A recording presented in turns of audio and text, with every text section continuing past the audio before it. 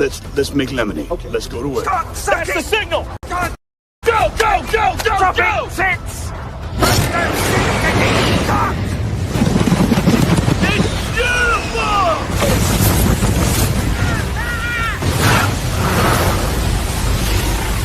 Mother Nature just pissed her pants, dude! Start your day with a jolt of energy and no-holds-barred opinions. This is The Rush, where Travis Justice and Ross Peterson bring you bold, unfiltered, and uncensored takes on sports, life, and everything in between. Buckle up and let's go.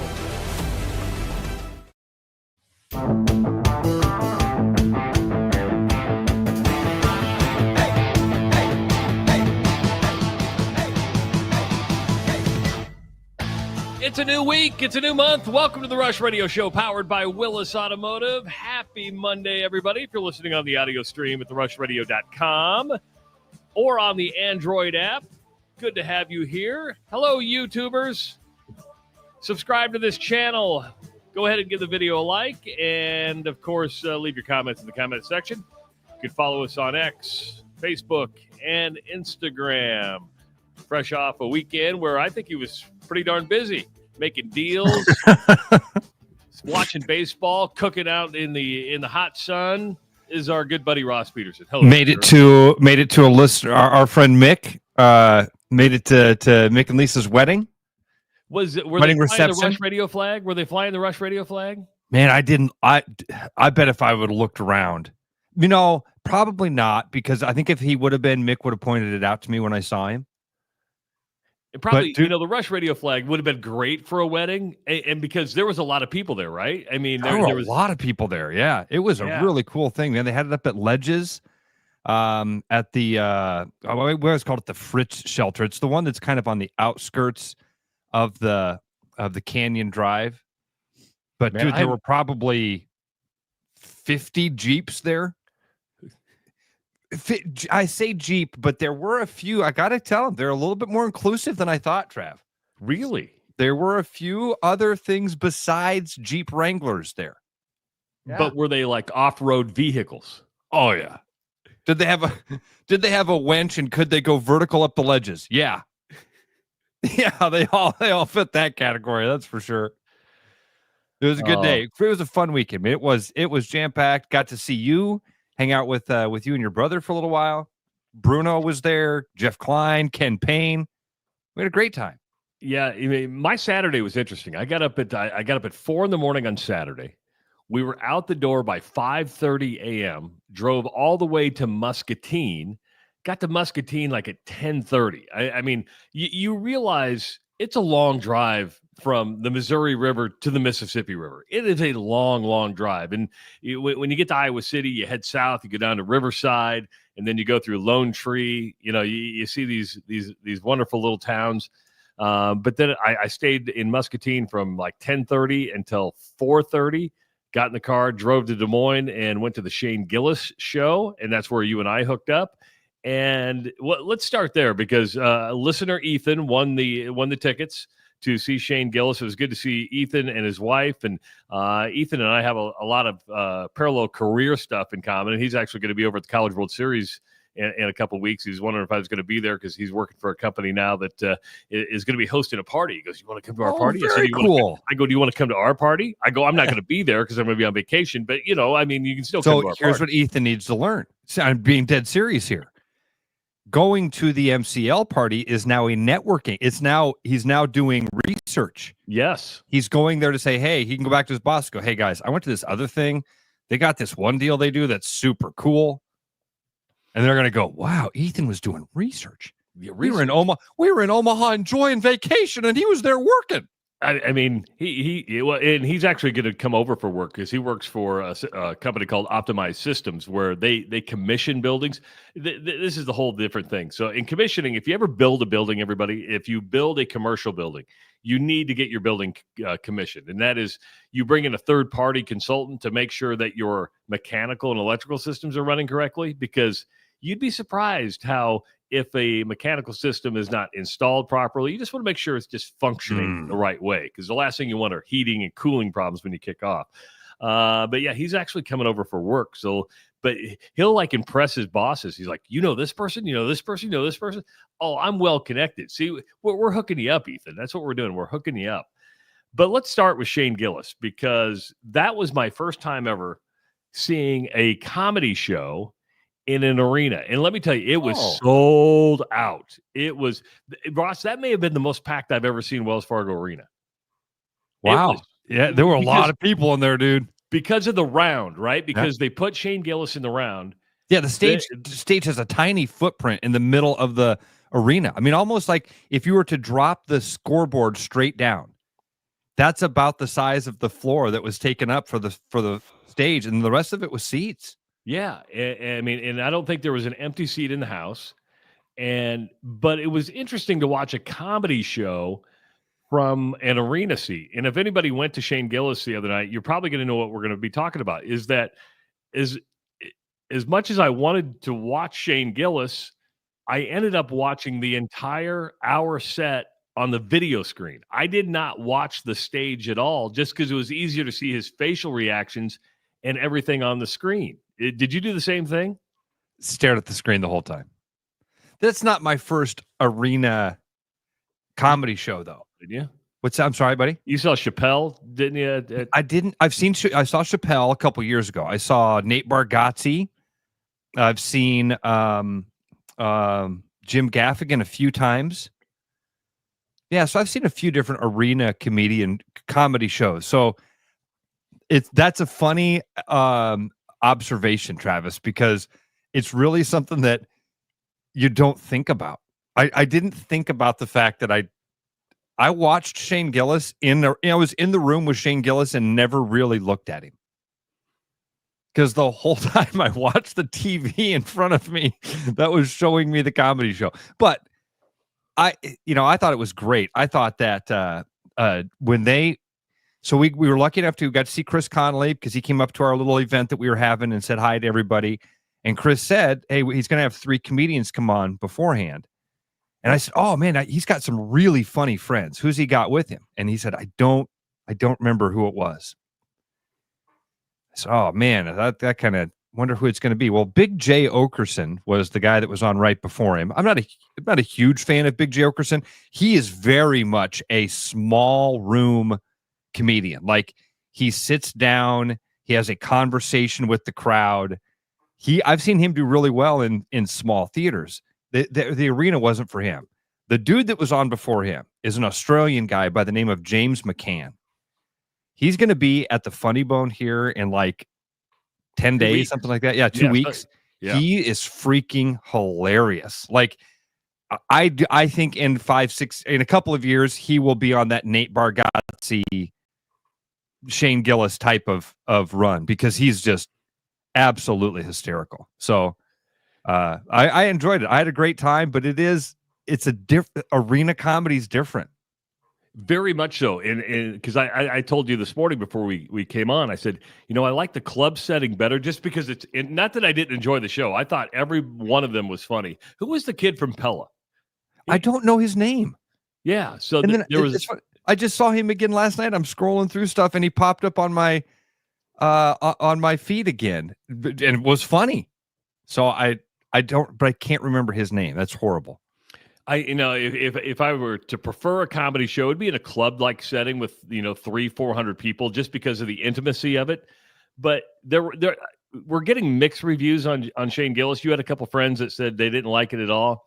Here's the problem. I wouldn't say didn't like it at all. They just thought that he kind of struggled. They thought that it was a little bit more. Again, he was trying some material out, which you normally don't see in an arena show. Normally, the arena shows are polished, tight, 90 minutes. You know what I mean? He was exploring the space a little bit. Well, at one point during the show, he brought up that, he goes, I got this kid staring at me. And we heard words in that comedy show on Saturday night by all 4 comics that you haven't heard in a long, long time. I mean, and they were said a lot. But Shane Gillis has this way. I thought all of them did, even though they are taboo in some circles, to bring it back to where it wasn't you're like, oh, that's the way it's supposed to be used. It's funny, right? I mean, you're making fun of a certain part of it. But at one point, Shane Gillis goes, God, I got this kid staring at me in the front row. And you almost wonder if that does throw you off your game. It's like, really, Dad, you brought your 10-year-old to my show. You're throwing me off. You're throwing me off. Being in the front row like that, I think that's got to throw. I mean, again, Shane Gillis said it. Every time I make a joke, I look over, I make eye contact with a 10-year-old.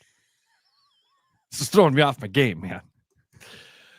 Yeah. That'd be hard. It would be hard. And it would be hard to be funny every single night. You know, we like to think we're funny and entertaining every single day when we do this show, but we know we're not. We know that, you know, at some point during the show, you might get bored. You're like, these two bozos don't know what they're talking about. These two clowns. I get it 100%.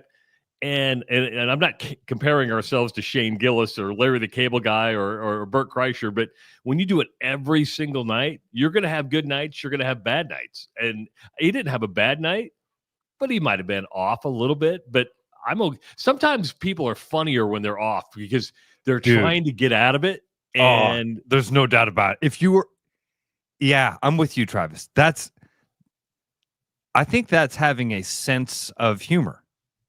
When somebody is struggling and you can kind of find some joy, it's the wrong word because that's that shout in front of you. You're not enjoying their struggle. You're enjoying the entertainment of watching the person squirm. Yes. It's like, oh, you're human. Dude, Gillis is on one of the latest episodes of a podcast called Smartless. It's one of the most popular podcasts in the world. It has Jason Bateman, Will Arnett, and the guy that was the guy in Will and Grace. Guy nobody knows. And people would get mad at me for saying that. Whatever. Shane Gillis talks about all this stuff. He talks about doing arena shows and trying to work on comedy while you're not actually at a show, while you're not actually while you're not at a club, I should say. You don't get to work through the things in a club. I'm saying this wrong. You don't get to work through a bit in an arena the way that you do in a club. In a club, it's intimate. You can kind of start something and go, oh, wait, let me change this. Let me change the setup. And my buddy, my best friend Scott was at this show, at the Gillis show. I happened to run into him. He was up sitting by us. So I ran into him out by the bar. And we talked a little bit about this. We watched our friends, our good buddy Josh Alton, we watched him go from doing stand-up nights at open mics like Bill Blank all the way to being a touring stand-up comedian like Bill Blank. And you watch your friends go through that struggle. And so you get to learn a little bit behind the scenes of how this stuff goes. And dude, I'm telling you, watching your friends bomb, that's awesome. It is like, I've seen both ends of it. It's been uncomfortable. I've been in the room when we've been like, oh man, I wish we could go get our buddy off the stage. And then the other one is when the guy is struggling and you love it. He's struggling and you're like, oh, this is hilarious. And I think that Big J Okerson, it seemed to me like he was really kind of struggling. And so I was thinking of that Smartless episode where he talked about how he enjoys watching his buddies struggle. Andrew Lopez, by the way, Ken Payne wrote to us and said, Andrew Lopez is the guy. He grew up in Pella. He lives in Los Angeles now. And I mean, he basically made his whole set about Iowa. And I think people appreciated that because, you know, he brought up the change in the Casey sign, which I thought was pretty funny because people did lose their mind when Casey's changed their logo and their sign. They're like, what are you doing? But I thought the funniest one was that he was the only Asian kid that grew up in Pella and his last name was Lopez. So that got us, it was funny because that got us on a conversation. There are a lot of Filipino last names that sound like Latino last names. Lopez being one of them. And Courtney brought this up to me. She's like, man, I seem to know a lot of people that follow this. I'm like, I don't know what you're talking about. So she, of course, rabbit hole time. Starts Googling. She's like, oh, yeah, this is like a thing. It's like a thing. Because they conquered that area and took over a lot of the names. Oh, the more you know. See, thank God for rabbit holes. If it wasn't for the Google machine to be able to find that Lopez might be a common name in the Filipino country, Who knew? Who knew? Who knew? Damn it, I turned my notes page and I've lost my notes for today, Travis. You lost your notes for today? Yeah, I was flipping. You lose your notes. I don't know. I must have flipped. I found them. Got him. Going back to, and Shane Gillis was guilty of this, and I think even McCann was.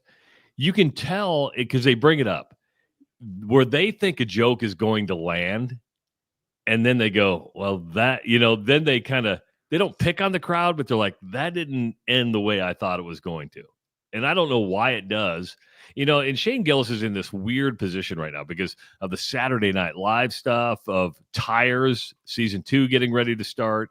When you're funny all the time, people expect you to be funny all the time, and your new material has to match your old material. And I equated it to like a songwriter, or can you imagine you write that first hit? Well, people expect the next hit to be just as good, or if not better. So right. If you write a funny joke, your next joke has to be just as funny as the one that came out. If we talked about the Abbott and Costello, Who's on First, Jerry Seinfeld, Bob Costas thing, Bob Costas interviewing Jerry Seinfeld, and this is years ago. The internet's taking off, and Bob Costas and Jerry Seinfeld are talking about comedy, and Jerry Seinfeld says comedy's never going to be the same from today on. You could never have an Abbott and Costello Who's on First bit ever again, because that bit was honed over thousands of live performances. They did that show. They did the Who's on First bit 100 times before it was ever got a laugh. They struggled because you got to find the timing of it. It's that whole bit is about the timing and the fire and the feedback and the wait for the pause and then the bang. And you've got to know how the live audience is going to react to it over a long course of time to refine that thing to be perfect the way that it was before you and I heard it in the Midwest in probably the 70s. Now think about it. If two guys go up and do an act, somebody that's why they're really adamant about no filming. Because Gillis got on the mic even before the first comic took, and he introduced the first comic, and he's like, "Okay, guys, you can take photos. But if you take video, I'm going to come out there and effing kill you. Yeah, I'm going to kick your ass. Yeah, I'm going to kick your ass because some of this stuff is getting polished, and we don't want you to put our gross, unpolished turd out on the internet and go, man, look how bad this joke is." And then the next night, when he's got it a little bit better and he starts the premise, some guy's like, heard this on the internet yesterday. This is the one about his high school coach. And so it takes time. It's different. I do think. Oh, go ahead. Sorry. I don't know how you tell a crowd of 16,000 people. I don't know how you stop people from videoing it. Now, I mean, we were warned where we were. The lady comes up and goes, "Okay, guys, if you take video, I'm going to come kick you out." I'm like, I'm not going to take video, but I mean, it was a warning to everybody where we were sitting. It's not a concert. Yes. It's not a concert. This is a performance, and it's the next people want to be, part of the performance is a surprise and a shock. And James McCann, by the way, for people that weren't there or people that were there and really enjoyed the Australian comic James McCann, he's coming to the Funny Bone. On June 12th, he'll be here.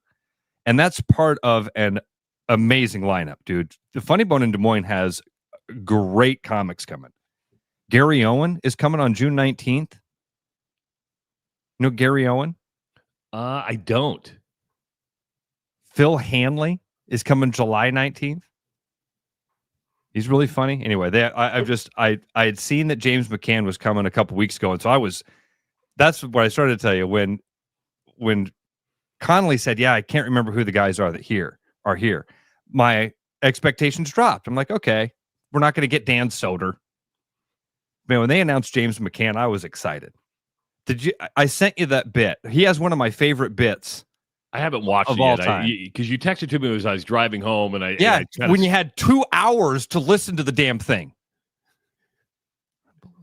I was talking to my brother. It was family time with me and my brother. Probably the last conversation you'll ever have with your brother, too. No. He goes back on the 16th, so he's coming into Owen's concert on Thursday. You'll see him again on Saturday at Greta's party as we have the graduation party. But that was the most time I've spent with my brother in 25 years. I mean, 26 years. I mean, as far as consecutive amount of time together. So I think he had a good day. But going back to honing your bit, I think a good way to watch and learn about that. You remember that Adam Sandler documentary where he kind of built up to his. It was kind of like he needed to do it to like cleanse his soul and remember Chris Farley, right? I mean, that's kind of what it was all about. But he started just in small rooms. And worked it up, honed the act until it was ready for the arena. It's not like these guys just show up and do arenas. Nate Bargatze just a month ago did 4 nights at the Omaha Funny Bone because he's working on his new arena show. But that's where they walk up with their phone or they walk up with their notebook, and still seeing those guys in that atmosphere is like, and it's almost like a checklist. Okay, that one didn't work, or they'll take notes exactly of how their performance is going and what they need to do. But you can see a lot of these big comics in small rooms as they start to get ready for their big arena show, which is a lot of fun. Speaking of comics, we're going to have a comic at the end of the week on Friday rather. Greg Warren is going to be joining us, and he's got a new comedy special out on Nateland, which is the Bargatze YouTube channel. Get a chance to watch it, do it. But he brings up, he's a college wrestler. He wrestled at Missouri, and he loves Dan Gable. He loves the sport of wrestling. But he has a bit in there about one of his first matches. He lost at Northern Iowa, and he got torqued at Northern Iowa. Well, he just did a show in like Waterloo or Cedar Rapids, and the guy who beat him showed up at the show, was like there and like greeted him as like, yeah, you kicked the crap out of me, man. You kicked the crap out of me. I think Greg Warren's hilarious. I've always thought so. He's a Missouri guy, so there's definitely he has that Midwestern appeal about him. I like Greg a lot. I'm excited about that. Super clean too. I mean, there's nothing dirty about him. And Trev, you said he's coming to the Funny Bone in Des Moines? Yeah, I believe so. I think he's here. Maybe they've got I'm not kidding you. They have so many good shows coming. When I looked at their thing, I didn't even see that on the. I think he's later in July or August. Okay, all right. So it just doesn't go up that far. Yeah, it doesn't go that far, but I believe he's coming to Des Moines sometime this summer, which is. And it just takes, and I reached out to Leisha yesterday about getting James McCann to come on the show with us. Yeah, I said, hey, I'd love to have James on, because one of the questions I'd be like, you just played an arena, you killed it. Do you obviously there's the rush of an arena, right? But what's the difference between a club and an arena? And as a performer, do you find it easier to play for a club because it's more intimate? I mean, you're on that stage at Wells Fargo Arena and you got lights in your face. You can't see anybody, right? I mean, you can't see except for the 10-year-old kid in the front row. Exactly, except for the 10-year-old. So, yeah, I'm looking forward to that. I think hopefully we can get him to come on. Again, he's at a little different stratosphere, so we got to go through the people. You know what I mean? We got to go through the people. Okay. All right, we'll play the game. I like it. I'm really excited. He has one of my favorite bits going into Saturday night, and then seeing him live and killing it. I'm like, oh, this is one of my favorite comedians now. So I'm excited about having him on. Is it the jokes or is it the accent? Because I got to be honest with you, the accent does it for me. The accent does add a little bit. I can't lie. It adds to it. But if the jokes weren't funny, we wouldn't care. Again, he's a really funny joke writer. He's got some great stuff. Because it's observation comedy, right? When you come here for the first time, you're making these observations for the very first time, and it's funny just to hear it in a different voice and then go, oh, yeah, you're right. The one I sent to you, Travis, we could, I mean, again, clean. We could play it on the show. We could play it on the radio. And it's, James McCann has this bit. It's, fool me once, shame on you. Fool me twice, shame on me. Fool me 3 times, shame is back on you. Fool me 4 times, shame is back on me. Fool me 5 times, you're taking advantage of a vulnerable man, shame is back on you. And he goes to like 12. It is a hilarious bit that rolls and rolls and rolls. And yeah, I do think that his accent's a part of it. I had an interesting Saturday, by the way, before I even met up with you. I had a run-in about you. A run-in about me? Yeah, small world story. I'm at Eli's baseball games on Saturday, and it was a hot weekend. Even though the temperature said it was like 68 or whatever, dude, that the smoke came in on Saturday, and it was just like that uncomfortable hot. And my dad came out to the early game on Saturday, so we're kind of like looking for shade. And at some point, we kind of end up by this brick wall, and next team that's coming in to play behind us comes, and they set up their stuff by us, and I start a conversation with this guy. Where are you from? Their team's from Omaha. Oh, really? What part of Omaha? He's like, oh, you familiar with Omaha? Yeah. He goes, Dundee. Dude, one of my best friends lives pretty close to Dundee. It's like, no way. He goes, well, I mean, it's a big city. Well, shoot your shot. What's his name? Travis Justice. You know Travis Justice? I'm like, yeah. He's like it was something. I swear to God, the guy's like, he didn't know you from the media world. He knows you from your construction world. He is an engineer for a company that does bids with MCL Construction. He says he mostly works with one of your employees. He says, I don't work with Travis closely anymore, and he just moved to a new group called Contingent, I think. Is that right? I think that's what the card you gave me. Eric Ebers? Yeah. Okay. Very good. Very good. It was funny. Your memory. This is where you outshine me every day of the week. I'll remember a face. I'll never remember a name. Ever. Like, I bet we were, I was talking about you on the way home with my brother who lives in Portugal, and he goes, that Ross sounds like he's been to Portugal. I said, well, he was on the Camino. He goes, oh, that's right. I go, Ross could probably tell you the name of everybody he met along the Camino. I mean, that's just the way you are. There's there's one guy whose name I can't. There's one guy I can't. Yeah, I do. I remember almost everybody's name. But there's a trick. There's a trick to it. And I will tell you this, but then you can't be annoyed by it when you see me do it. When you meet somebody, you got to repeat their name. You got to say it like over and over and over. And the other thing that does, I've had many people, like when I first meet them, then they go, I think that's cool that you said my name a lot. I'm like, oh, it was for me. It's so I'll remember it. But yeah, when I first met you, I guarantee you, I called you Travis an obnoxious amount of times. Probably more obnoxious than my first name, more than anything. This guy's obnoxious. This guy's a jerk. 515-517-2303. Good to have you along this morning on the Rush Radio Show, powered by Willis Automotive.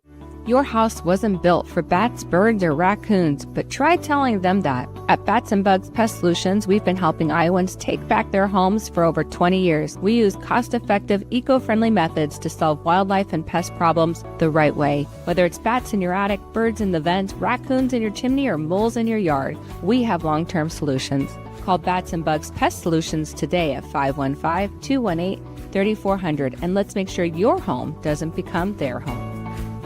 The Royal Mile, where everyone's a wee bit British. The Royal Mile is downtown Des Moines' living room with classic pub favourites. Pair them with a glass of whiskey or an expertly poured Guinness. It's bloody brilliant. The Royal Mile, a proper British pub.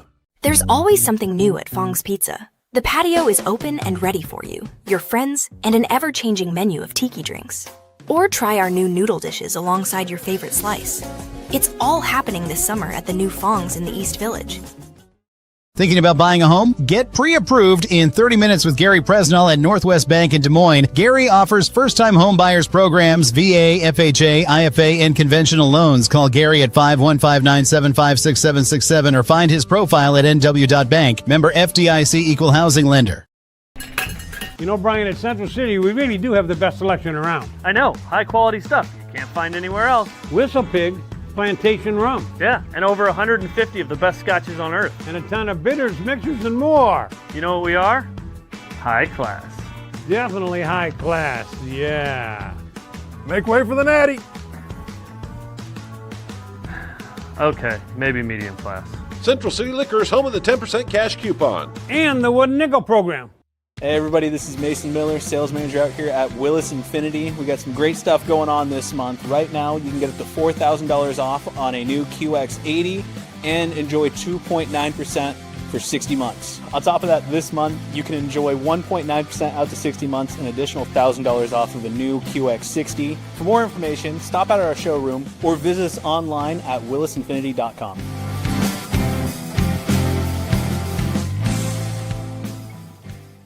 There's a new spin on casual dining near Drake University. Lucky Horse Beer and Burgers. Craveable faves, flatbreads, delicious burgers, frozen cocktails, and a crazy cool vibe. Get to Lucky Horse Beer and Burgers today.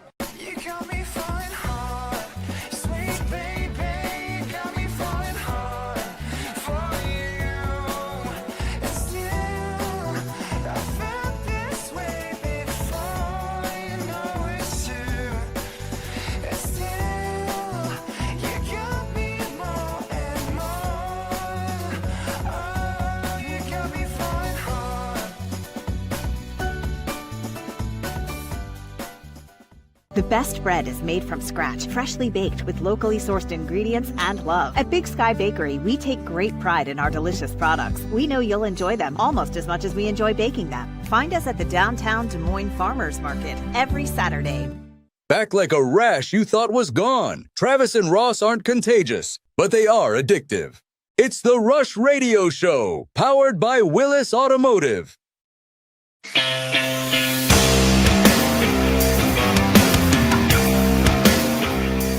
Welcome back to the Rush Radio Show, powered by Willis Automotive. What the hell are you laughing at? Oh, dude, I just had one of those dyslexic moments.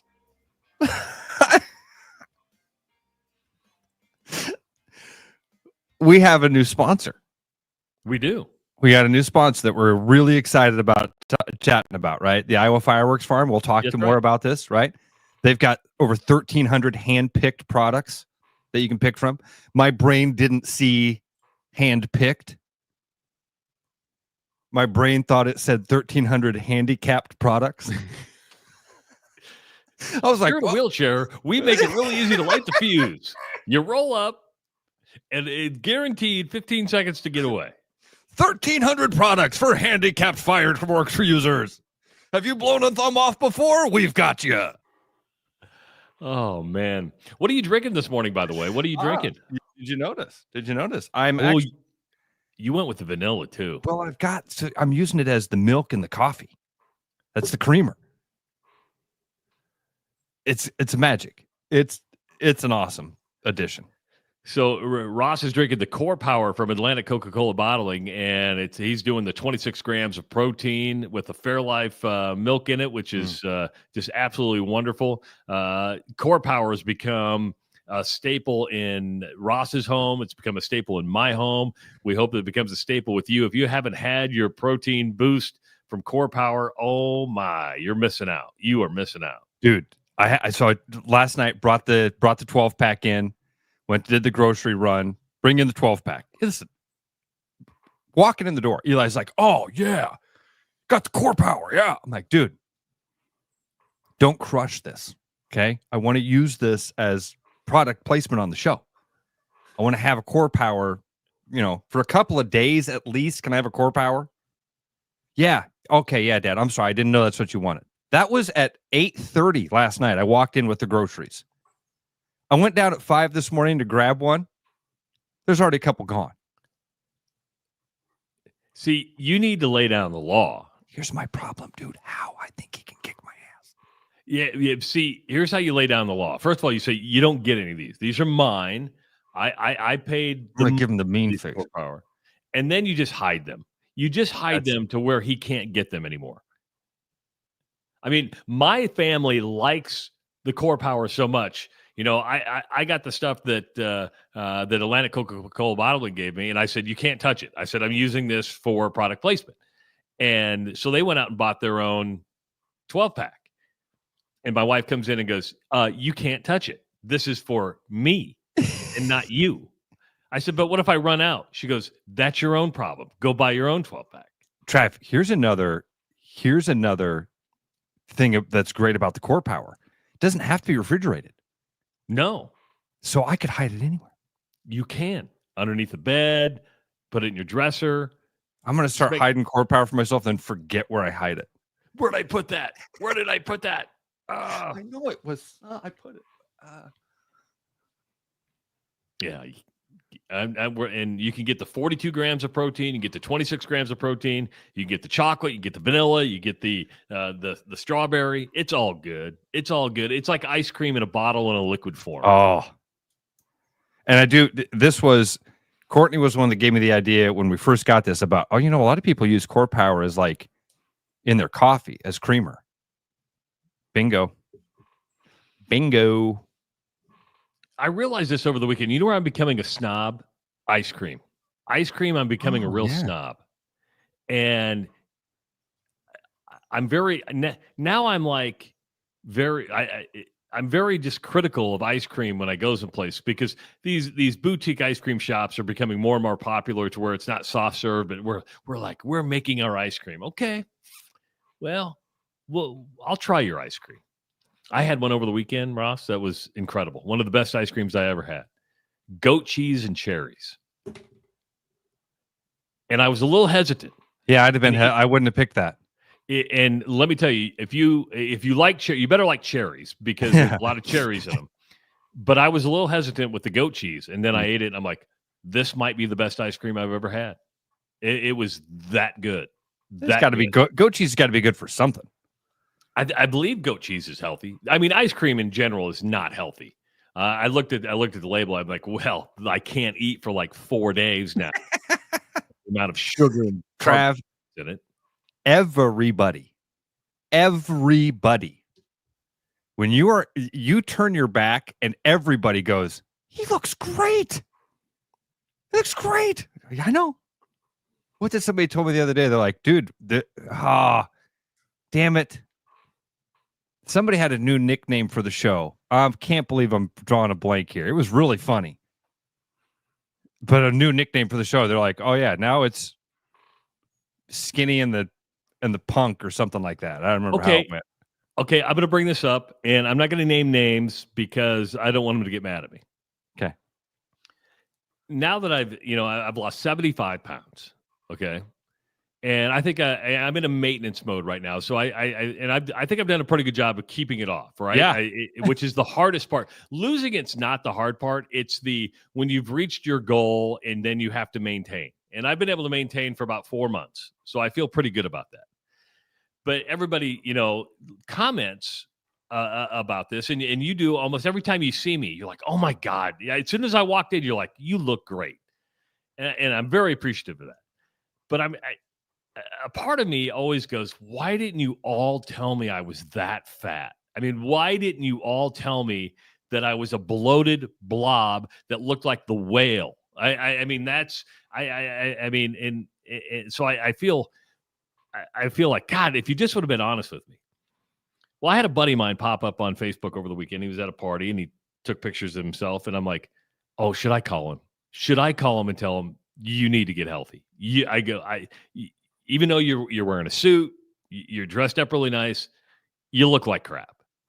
But I don't want to do that because I don't want to hurt the friendship, right? I don't want to go, dude, you need to take care of yourself. Should I just let it go and go, hey, man, you look great? I mean, you don't have to tell him he looks great. Travis, the first thing is you don't know. A lot of times people don't notice it. I mean, truly, I knew I was heavy, but I never knew until you see pictures of yourself now and then. You're like, oh, my God, I was that bad. Even for even for other people, they see pictures of those photos you share from the Casserole Carnival right before COVID. That's the one I look at and I go, I don't even remember that guy. I don't even remember that guy. Because now, Travis, you've always looked like this to me. How weird is that? Yeah, right. That's really it's cool. I've been very hesitant to buy new clothes because the back of my brain's always saying, you're going to get fat again. You're going to get fat again. But I've got to buy new clothes because I think I look better to you because I'm wearing clothes that actually fit now instead of like the double and triple X's that I had. But I ordered a new suit over the weekend. Got a new suit. I went with a seersucker suit. Look at you. Yeah. Ordered it from Haspel in New Orleans. So if you're thinking seersucker, think Chris Meharry, right? He did the real thing. So I did the real thing, and Chris Meharry wears these. Mahari. Chris, would you tell me how to say your last name? I know you're listening right now. I always say Mahari. I mean, we know who we talk about. He takes really good photos, but he wears a seersucker all the time. Now I'm not going to have the bow tie, I don't think, and I won't wear the hat that Chris wears, but I went like full seersucker, man. Got purple. I love it. I love it. You went full Meharry. Yeah, I got purple. Wow. Have you told him this yet, or is he finding out right now? Over the weekend, I go, you inspire me, Chris. You inspire me. He's an inspirational dude. Yeah. He's an inspirational dude. Yeah. Now, the good thing about the seersucker, it's forgiving, meaning it's got a little stretch to it. So if you do put a couple pounds on, you can kind of get away with stretching out a bit. The bad thing about the seersucker, it's a summer suit, right? So it's like mid-May through mid-September is really the only time you can wear it. But it will be multifunction for you because you can wear it now whenever you go down south for events for the daughters. Yeah. So I can look like I fit the part, right? I walk into something in Oxford, Mississippi going, look at me and my seersucker. Walk at Savannah, Georgia, graduation. Hello, fine gentlemen and ladies. Boy, where'd you get that seersucker? It's from Haspel in New Orleans. Yeah, see? And then they go, wow, this guy. You know what motivated me to do that? I watched a story on the seersucker suit on CBS Sunday Morning. They did a whole story on the seersucker. And I'm sitting there going, I think I need a seersucker. I know I need a seersucker. You and 3 million other people around America. Yeah. You know what I'm going to do? I'm going to wear a seersucker. And then you get it and you go, oh, this looks good on Chris. It doesn't look that great on me, but I'm rolling the dice. I think you're going to be fine. You're going to be fine. There are certain fashion things though, dude, that only fit some people. You've really got to be. I think the bow tie is one of those things. A bow tie only looks good on certain people. I don't know how to say Chris is one of them, right? Absolutely. And is that because of repetitive? Is that because you just wear it all the time? I think it's a confidence of it. I think it's that thing of what makes you feel comfortable. And when a person is comfortable, they just act different. They just are more comfortable and confident and themselves. They know who they are. They're exactly. Like, okay. That's a good way to put it. I mean, they know who they are. For Chris, the seersucker suit and the bow tie and the hat, that's like his Superman's cape, right? If you were to see him without that, you'd be like, that's Clark Kent. He puts on that seersucker. I wonder if I'd even recognize him, dude. I really do. I really do. If Meharry didn't have his glasses on, he was at some bike event. He was in his biking because he's a competitive biker. Anyway, he's probably like, will you guys quit talking about me? No, he just texted me because thanks for pimping me up, man. I really thought he'd be like, all right, enough. He listens every single day, which is super cool. And if you need photographs for your event, hire Chris because Chris is one of the best, if not the best in Central Iowa. He did my daughter's wedding last year, who just celebrated their first anniversary. Can you believe it's been a year since then? Yeah. They celebrated their first anniversary. Now they're getting ready to have a baby. Gosh. And I get to see my baby, and Abigail's my baby because she was number one. And what I mean by number one, the first of four. She's coming home this weekend, and I have not seen her pregnant yet. So this would be the first time I've seen her pregnant, which would be really weird. And then I'm going through these range of emotions, and I'm sure a lot of you out there are as well, is that it's becoming more and more evident that Greta's going to be leaving. So the realization of becoming an empty nester is starting to freak me out a little bit. Not that I don't want to spend more quality time with my wife. I do, but it's just like I've had people in my house, kids, since 1996. And now that's all coming to an end. And you're like, oh, this is another one of life's cycles where it just comes to an end. And they're going to be a long ways away from home. I got a ways to go with this. You right. do. But man, it's so funny you're talking about this, man. This morning I'm sitting here at my desk and I looked over and I saw this little photo of Eli from 2018. Look at the little guy. Look how little he is. Right. And in 5 seconds, that whole thought went through my head of like, dude, that was 7 years ago. That's and 7. It seems like yesterday. Seems like yesterday. And I only have 3 or 4 years left with him. He's going into his sophomore year next year. It means I've got really 2 more summers with him. 2 more summers to go make memories and go do trips. And that's it. Gone. And yeah, so I had that realization this morning, and without even talking to you about that, Travis, I also think it's different for you, dude, because, and I've always tried to credit you for this. This is the moment I really became friends with you. The thing that was most impressive to me was your household. Your kids you guys hang around. You have this giant kitchen, and it was like a living room. You'd go there and you'd go in to we walk in the house, you'd be like, hey, you want to have a drink? You go into the kitchen, have a drink, and you never left. You never left that room. Everybody came in and they came into that room, and there was couches in the kitchen, and people sat down on the couches, and there was not a TV. I told several people this, like, you want to know the coolest thing about Travis's house? At the time, there was one TV, and it sat in like a corner in the living room and didn't face out in the living room. It was like if you wanted to watch PBS, you can go over there and sit down. Yeah, and watch that's what you could do. And our TV, our main floor TV, is still in the living room, a room that we never go in. And yeah, so we're not huge TV watchers. Your conversation. Yeah, we try to be. So your empty nest is going to be a little bit more empty. I will say this, and it may not be for everybody, but I have found that it's not that I enjoy my kids more now, but those making memories and having stuff to do is almost more fun as they're adults. Because you see the mistakes they're making because you made the exact same mistakes, and you're like, okay, I could give advice, but they're not going to listen to me, just like I didn't listen to my kids. So you go ahead and do what you're going to do, but you'll learn from it. But the fact that you can kind of sit around and have those adult conversations and take it to a different level is a lot of fun. Every stage is just different. The baby stage is fun. The 5, 6, 7, 8, 9-year-old is fun. And the teenage years are trying, and you learn a lot, but I'm embracing it. It's just Good. My girls are so damn far away from home, which is fine. I like that they have that confidence to live a long ways away from home. Yeah. I don't have a problem with it, because you got to create your own life and live where you are.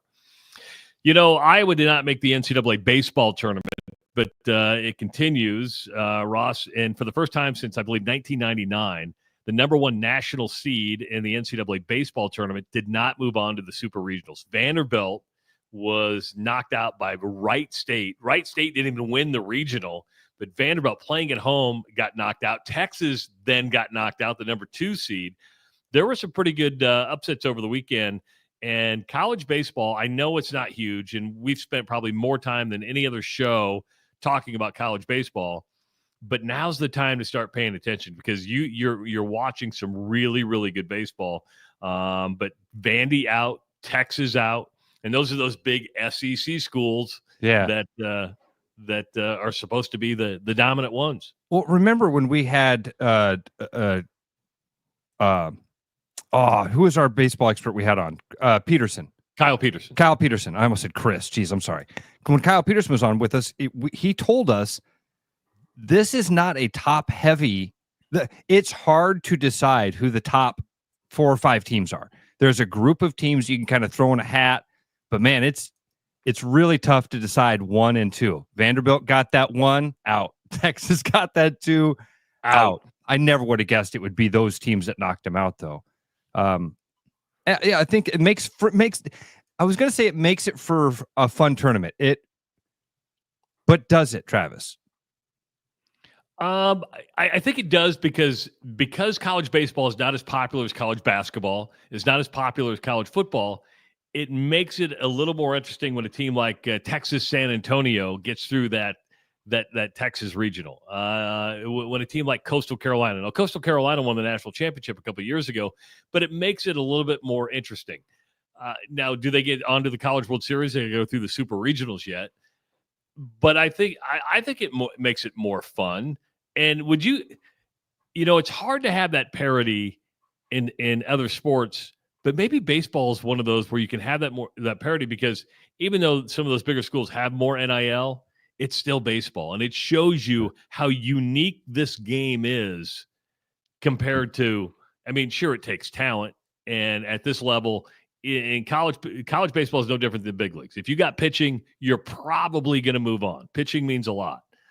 But it also shows you how many good baseball players are out there. I mean, there are a lot of good baseball players out there, and because of the numbers of the scholarships right now, limited to 11.2, some of those can be spread across the world, because they're like, okay, you can go walk on at Vandy, but we don't have much money for you, and earn a scholarship, or you can go to Texas San Antonio. Yeah, exactly. And Travis, that's what I think is going to happen with college football.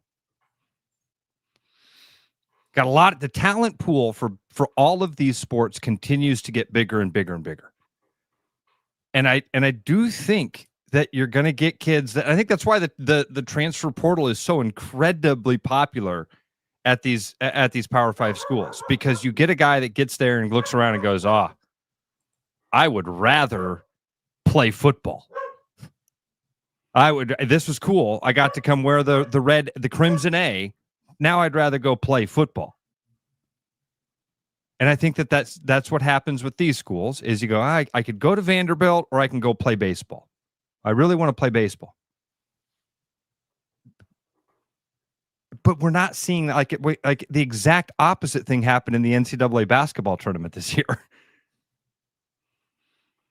Well, because you're only dealing with really 5 players, right? I mean, you need 7 to go pretty darn deep, and it's a numbers game at that point. And Jason's touching on it here. It goes back to that conversation that we had with Rick Heller. Baseball's different. Baseball is different than those other sports. Those other sports, it's one game for the most part. It's one game, and if you've got the best player, you're probably going to win that game. And in baseball, your best player might be a pitcher who can't play in every game. And that's a lot of the cases. And that's why if you have the pitching depth, you're able to go pretty deep. Teams that have already qualified for the super regionals, you got Louisville, you got Florida State. Arizona knocked out won the Corvallis regional. They got out of the Oregon State regional pretty good.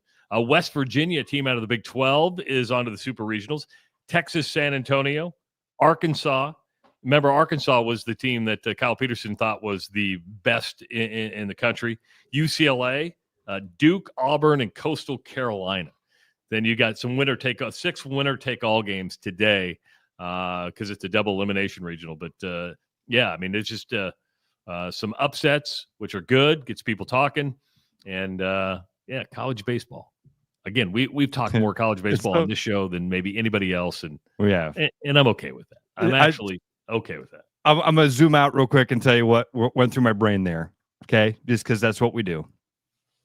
You said West Virginia made it, so a Big 12 team is in. Smart ass in me wants to say, oh, the Big 12 plays baseball? Well, you know what's interesting about that, Ross? I was thinking the exact same thing over the weekend. And let's not forget, you've got Oklahoma State, you've got Texas Tech, you've got some really good traditionally good baseball teams.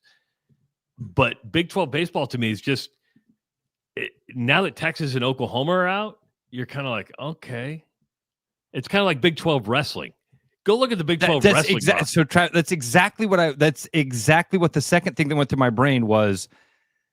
First, it was Big 12 has baseball. Oh yeah, that's right. The conferences are totally fake and made up and brought to you by this whole because Big 12. Oh, the Big 12 plays baseball. Well, what does the Big 12 mean? Because I'm going to start. This is one of my new things I'm going to do. Whenever somebody's like, "Oh, the Big 10, Big 12," what does the Big 12 mean? You talking about Northern Colorado? No. I'm talking about the Big 12. Yeah, they're in the Big 12. You're talking about Utah Valley. They're not in the Big 12. What are you talking about? Yes, they are with South Dakota State and California Baptist. Hold on. I didn't even know this because there were so few Big 12 baseball teams. They added those schools as part of the Big 12. These are Big 12 wrestling teams. Oh, wrestling teams. Okay. Iowa State, West Virginia, Arizona State, Oklahoma State. Here's some others. Air Force. Now this is wrestling. Big 12 wrestling. Air Force, North Dakota State, South Dakota State, California Baptist, Northern Colorado. So, what do you mean? What do you mean Big 12? Which 12? Oh, you're talking about football. Yeah. Okay. All right. Yeah. No. I'm on board. Yeah. So one of those Big 12 football schools made the baseball tournament. That's cool. Good for them. Good for the conference. Do they get a cut of football money? They're like, hey, if you want us to be part of your wrestling, do we get a? Technically, don't they? They should. I'm just saying, a Travis. Small piece. Just give me a small piece. Just let me wet my beak a little bit. Yeah. And isn't that what's that? That football money comes into a larger pool for the Big 12. The Big 12 helps facilitate wrestling at Utah Valley. And I just did a quick Google search. I'm hoping that I'm not wrong, but I just did Big 12 wrestling teams, and this is what popped up. So maybe the internet, the Google search lied to me a little bit. Is Missouri still in the Big 12 in wrestling? It says so. Missouri's double dipping. They're getting SEC money and they're getting Big 12 money. Says so. Yeah. Interesting. Hey, the 4th of July is right around the corner. And now open is the Iowa Fireworks Farm, Iowa's largest fireworks store. They have over 1,300, not handicapped, hand-picked products from over 50 of the top brands in the country at unbeatable prices. And not very far, Travis. They're just south of Des Moines a little ways. You get south of the Jordan Creek area, you're going to be in West Virginia, New Virginia. My brain ain't working today. You're going to be in New Virginia in about 10, 15, 20 minutes, and the Iowa Fireworks Farm's right there. You can enjoy a climate-controlled 6,000 square foot showroom where you can preview products before you buy. Hold on for a second. Yeah. Hold on for a second. Yeah. Now, you're not. I want to be careful here. Okay. You don't get to light the stuff, and you don't get to go out back and blow stuff up. Okay. They have video presentations to show you, but it's super cool. That way you can see, because man, that's the problem that I think a lot of people have with fireworks. One of their hesitations is sometimes you spend $80 on a cake and you fire that thing off and you go, wait a minute, that thing lasted 9 seconds. That was $80 in 9 seconds. At the Iowa Fireworks Farm, you can actually watch a video so you know what you're getting into and what you're going to. So that way, expectation. Keep your expectations in check. So each week we're looking to hook you up with a $50 gift card to stock up, and one lucky winner will score The Godfather, a $700 fireworks mega pack that'll blow your mind. So go to therushradio.com. That's therushradio.com. Click on the promotions tab and enter to win a $50 gift card and an overall winner of The Godfather, $700 worth of fireworks in the mega pack. That's therushradio.com. And we want to thank the Iowa Fireworks Farm, where they have a bumper crop of boomers and dirt cheap price. I love that. A bumper crop of boomers. Bumper crop of boomers. Wade's been a listener to The Rush for a long time, and we're glad his advertising window is very short because they can just start selling now, and then July 4th, it's all over. So go down and help our friends out. Yep, the Iowa Fireworks Farm down in New Virginia. It is the Rush Radio Show, powered by Willis Automotive.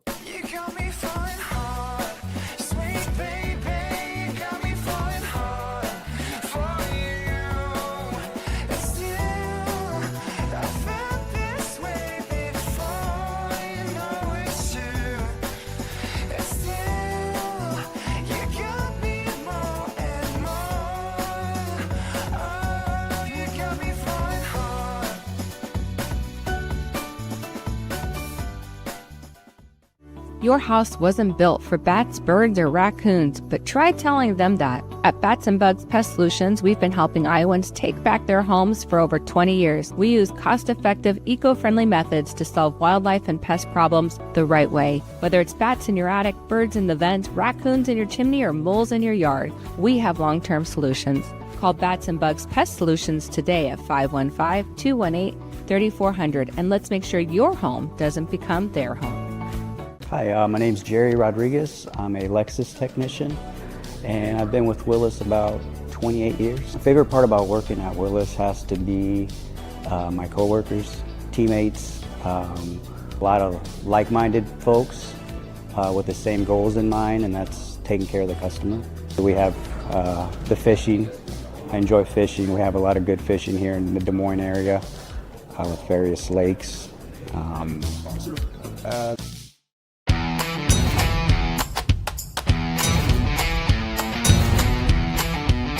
The largest selection of German beer in the world? You'll find it at the Hessen House. From Doppelbocks to Oktoberfest to Hefeweizens and Dunkels, there's no passport needed for the deliciously different beer and food at the Hessen House. So grab your friends and make it a fun night out. The Hessen House, 4th and Court, Des Moines. You know, Brian, at Central City, we really do have the best selection around. I know, high quality stuff you can't find anywhere else. Whistle Pig Plantation Rum. Yeah, and over 150 of the best scotches on earth. And a ton of bitters, mixers, and more. You know what we are? High class. Definitely high class, yeah. Make way for the natty. Okay, maybe medium class. Central City Liquor is home of the 10% cash coupon. And the Wooden Nickel program. Back like a rash you thought was gone. Travis and Ross aren't contagious, but they are addictive. It's the Rush Radio Show, powered by Willis Automotive.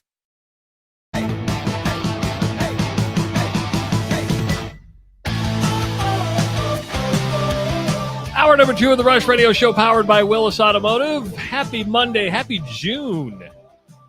If you're listening on the audio stream at therushradio.com or on the Rush Radio Android app, thank you so much for tuning in. A lot of you out there this morning on the audio. If you're watching on YouTube, thank you so much. Make sure to subscribe to this channel. It's very easy. Just hit subscribe. Then you know when we go live every day. You can also like the video. Leave your comments in the comment section. Got a whole show going on in the comment section.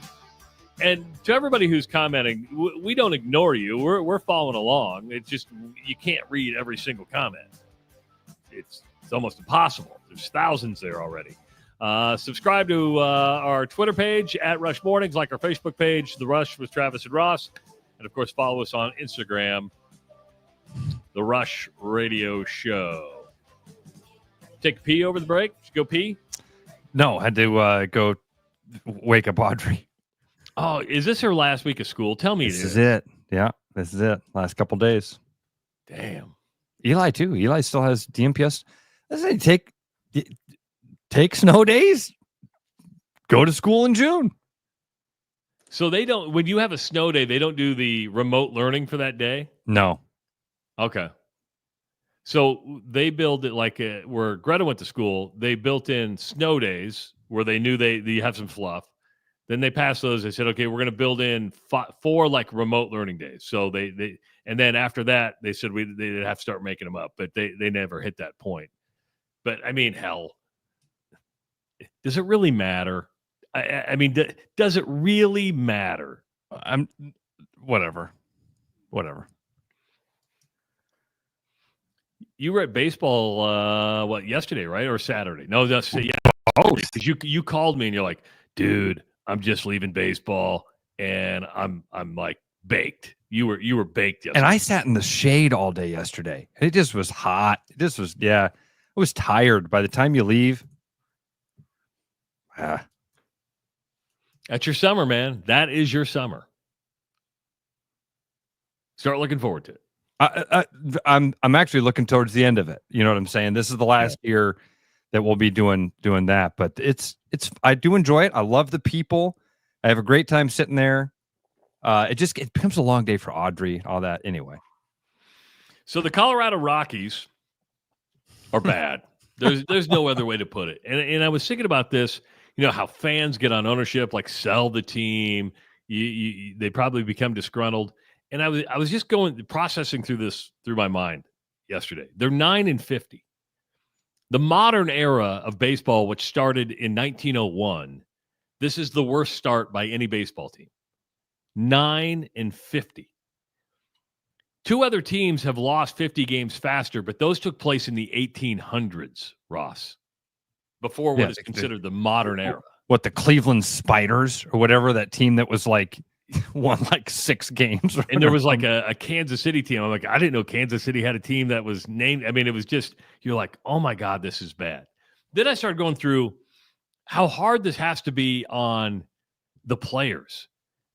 I mean, you grow up and you're probably on the best team all the time, or one of the best teams, and you're used to winning. You won in Little League, you won in high school, you probably won in college. And you finally make the big leagues. It's not like these guys are bad baseball players. I mean, they're playing in the majors. How do you mentally fight through that? They've played 20 series up to this point. They've been swept 10 times. Dude. They've been swept. You can't put numbers on it that don't make you roll your eyes or drop your jaw, where you just go, wow, they haven't won a series since how long? They've been swept in half of their series. This is baseball.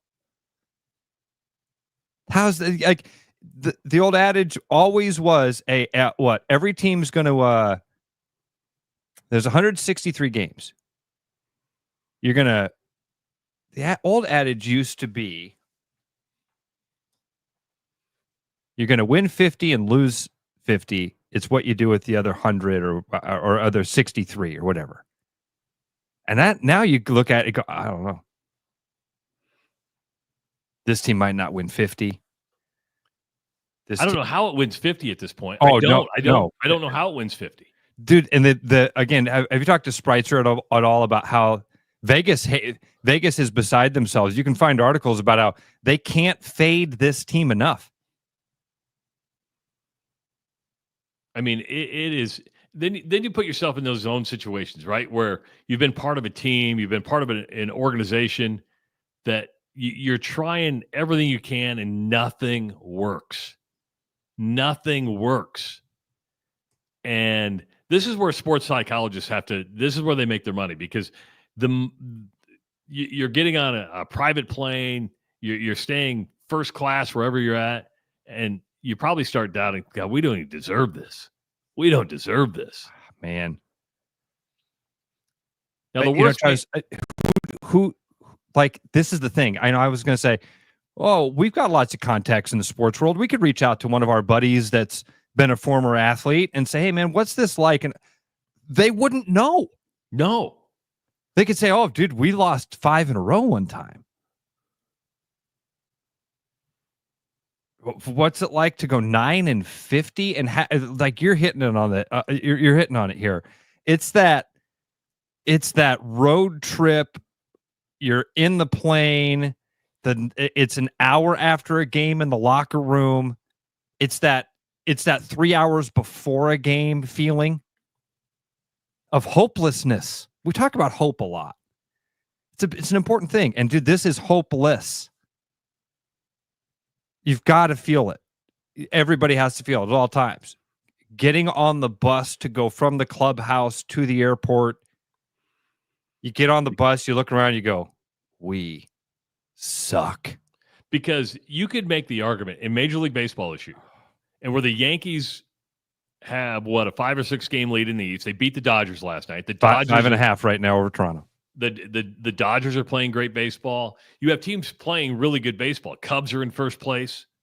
The biggest story in Major League Baseball to me is the Rockies.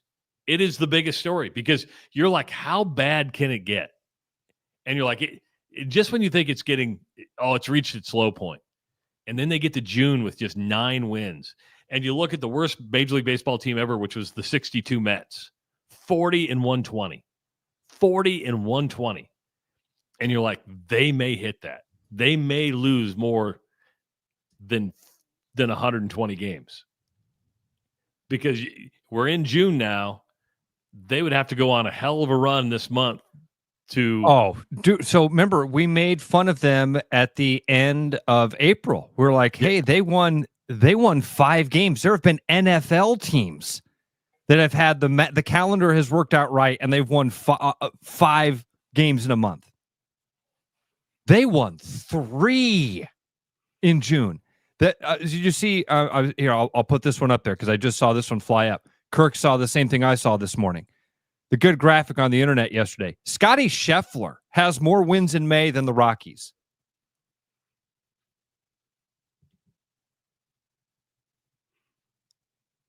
Do you think they're the biggest story in Major League Baseball right now? Yes, I do think so. And the White Sox last year, we talked about how historically bad they were, and it was kind of a running joke all season long. This one doesn't seem funny. I don't know. I didn't enjoy the White Sox being bad last year. I don't mean that, or the last couple of years. But there was something about it that was like, oh man, they were so close to being really good. And now they're this bad. But for the Rockies, it just feels like, oh man. I mean, there are probably people going to the stadium, even when they're playing at home, to watch them lose. There've got to be some Oakland fans looking around saying, you took our team? It does.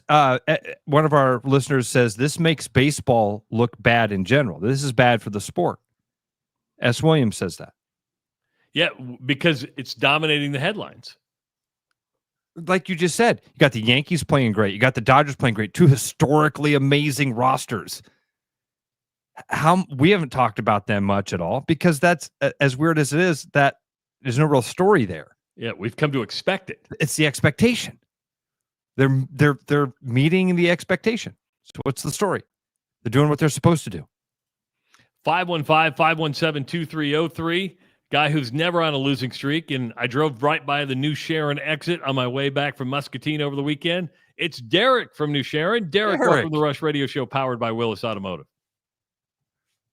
Good morning, fellas. What's up? Nobody needs to talk about the Yankees and Dodgers. We need to be talking about my Cubbies. Woo! Fun team. A lot of fun. You know what? If that little PCA wasn't on my team, I'd want to punch him, but I love that little feller. He's one of the best players in baseball right now. Pete Crow Armstrong, we've all had athletes. That's a great take on that, Derek, because we've all had athletes like that. We've all had athletes. I mean, listen, as a Yankee fan, I've had a lot of guys that wore the pinstripes that I didn't like. The minute they weren't wearing, I never liked A-Rod. I was never a big Roger Clemens or Wade Boggs fan. Never liked Aroldis Chapman. Those are Pete Crow Armstrong is a different type though. He's like, remember Jake Sullivan, the guard for the Iowa State Cyclones, right? Yeah, man. As a Hawkeye fan, I hated Jake Sullivan, and then I got to know Jake, and I love him. Jordan Bohannon. Cyclone fans hated Jordan Bohannon. Man, If he'd have done that stuff in a Cyclone uniform, you guys would have a statue of him. Speaking of Iowa State guards, how about my boy Big Stone Halliburton just letting the Stones hang out, taking over fourth quarters, taking over series? I figured it up the other day with a new CBA coming. That boy might get 2 more max contracts. That boy's going to make $1 billion himself if he stays healthy. Don't doubt it. He's the biggest entertainment factor in the NBA right now. He's much watched television. And I'm sure you guys probably already talked about this off-sports subject, but have you seen you can get a bar of soap made out of Sydney Sweeney's bathwater? Oh, yes. Yes. And she didn't I wonder how much that is.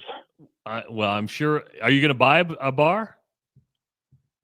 No, hell no. Only if I was in there to dip out the water. All right. Dry her off a little bit, maybe. Oh, well, I better get back in there. I got a company to run. All right. We'll see you, Derek. You guys have a good week. Thanks, Bye, buddy. Derek from New Sheriff. But it got me thinking, when you talk about futility, and the Rockies are futility, I just started going down the history of some of the worst teams in sports history. Oh, that'll be fun. Yeah. NBA, you got to go back to 1972 and 1973. I was 3 years old, right? So this could be any franchise. Yes. 9-73. 9-73. Can you imagine? I mean, that was probably what 1972 and 73, the 76ers. So that was probably before Julius Erving got to Philadelphia, or it would have been like one of his first years because he played in the ABA with the Nets, I believe. But that's a long season. 9-73. NFL, you got to go back to 1976. The Tampa Bay Buccaneers are it's still the worst record in NFL history. They were 0-14. Still the only winless team during an NFL regular season. I thought the Browns just did this recently. Didn't the Browns just go winless? Didn't they have a tie? No, they didn't have a tie. No, because it's still considered like the worst. The Bucs are still considered the worst. They're the worst, huh? 0-14. Okay. Major League Baseball, we talked about the Mets at 40-20.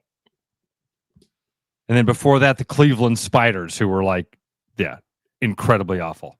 NHL, the Washington Capitals. I forget what year. They went 8-67-5. 8 wins. 67 losses. How about college football? Now, college football is a little bit different. And you kind of had to decide. It really is about maybe what was the worst program. But I'm starting to think it was Kansas State. Right before Bill Snyder took the job. In 1987 and 88, they were 21 or 0-21-1. One tie, 21 losses, no wins. Their average loss was by 49 points. Because that's when you had Oklahoma, that's when you had Nebraska. You had those big teams in the Big Eight that were just beating the crap out of you every single day. Oh, dude. What a disparity that was in everything. Resources. I mean, looking back on that, dude, that early 80s Dan McCarney era, and you look at what Iowa State had, and man, they were making chicken salad out of the chicken shit that they were handed. Well, Jim Walden in 1994. Walden's the one to go back to. You're right. Well, it was Jim Kreiner. It was Jim Walden. So you had Kansas State that went 0-21-1. In 1994, the year that Jim Walden got fired, they were 0-10-1. And the facilities were bad. The turf was bad. You name it.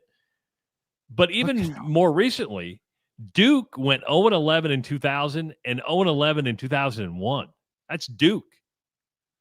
Which I remember kind of turn it around. That sounds familiar. All right, so 2008, the Detroit Lions did go 0-16. Really? Yeah. Yeah. In addition to a lack of wins, the team gave up the second highest amount of points of any team ever, 517, and had one of the worst ranked defenses in the league. What year was that? 2008. 2008. I'm just trying to find some of them that go through our that are in our lifetime. The this one's off the board. I'm just going to tell you, might be out of bounds. Okay, 2007, 2008, an NCAA Division I basketball team went an entire season without a win. Was that Savannah State or who was that? The New Jersey Institute of Technology. Now, there's a really cool story about the New Jersey Institute of Technology, but it's not about their basketball team going 0-29 on the season. Oh, I mean, at that point, do you have like 10 people at the game, or 30 because it's all parents? So you said that Kansas State, right, for college football? Yeah. Can we throw another one in there that we would all be familiar with? Is it Division I? Yeah. Okay. It's a Big Ten school. If I said worst college football programs of all time, Big Ten, doesn't Northwestern? It's not, and not now. Not now, but man, I mean, you go back to most of our lives. I mean, yeah, there have been. You always looked at the Big Ten schedule and went, win. Yeah. We know we're going to win that game. Yeah. They had the Darnell Autry years, and then outside of that, has Northwestern ever been like, oh, powerhouse? Pat Fitzgerald had them in a really good spot. I don't want to knock that success, because again, they kind of had to do the thing that Iowa State did. For years, they were just punching out of their weight class. Northwestern did have a Rose Bowl in the 90s. Again, I'm not knocking their success. You're going back in time. I'm saying in our lifetimes. I'm 46.